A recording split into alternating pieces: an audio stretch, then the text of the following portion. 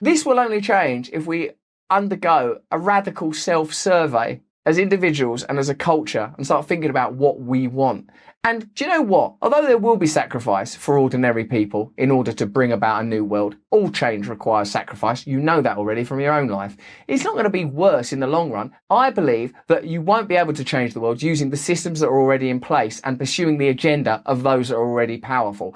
I believe that different disempowered groups of people all over the world should start looking at forming alliances and getting beyond any perceived differences. And the reason for this is because the people in positions of power have a global purview. They're looking at global solutions. They're operating on a global level. Five Eyes sharing information across the globe. Corporations finding ways to sidestep administration and legislation. So we, the people, have to find new ways to collaborate. And what we have to overcome are our own individual personal weaknesses and prejudices.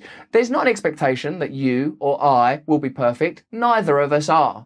But if we aren't willing to do things differently, how are we gonna get any change? Whether this is true or not, and some people suggest that it isn't, and we are certainly not in a position to attest in the face of that opposition that it is, I would take recourse to the views of the great Vandana Shiva, friend of this channel, frequent guest on Under the Skin, my podcast on Luminary. She is no great fan of Bill Gates. She is not a conspiracy theorist. She is a campaigner for the rights of agricultural workers in India who have suffered as a direct result of Bill Gates meddling in their industry, in their lives, in their world, patenting seeds and controlling agricultural processes. Vandana Shiva, she ain't no crazy conspiracy theorist. Highly educated doctor, brilliant speaker, and her opinions on Bill Gates do chime with a lot of this information.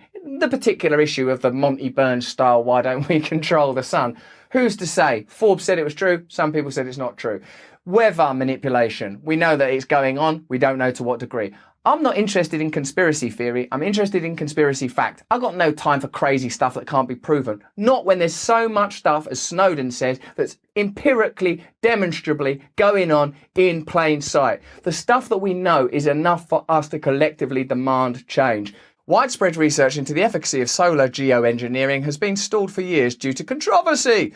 Opponents believe that such science comes with unpredictable risks, you might imagine it would, including extreme shifts in weather patterns not dissimilar to warming trends we are already witnessing. Environmentalists similarly fear that a dramatic shift in mitigation strategy will be treated as a green light to continue emitting greenhouse gases with little to no changes in current consumption and production patterns. We're continually sold the idea of progress, that the solution will lie in the hands of science if we just progress and push on. But often the problems are caused by that mentality. And a little guy who I believe dabbled in science called Einstein said, you can't solve problems using the mentality that created those problems. Sometimes what's needed is a return to old values. I don't mean some Luddite, retroactive, retrospective launch back into the past. I mean a discovery of universal principles and values, a sense of purpose, togetherness and oneness. Meddling with nature and controlling nature, particularly when it's in the hands of the very people who continue to profit from the kind of problems that may well have been generated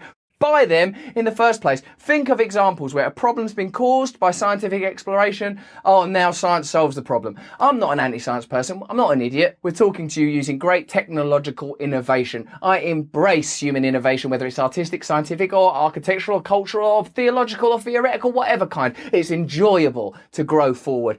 But this is not progress. This is novelty. And it's an advancement down a path that benefits a very small group of our population while causing massive problems for the rest of us. So it seems to me that this story about Chinese weather manipulation poses a lot of questions about what else might be going on. We don't need to indulge in the crazy realm of conspiracy theory, not when so much is demonstrably true.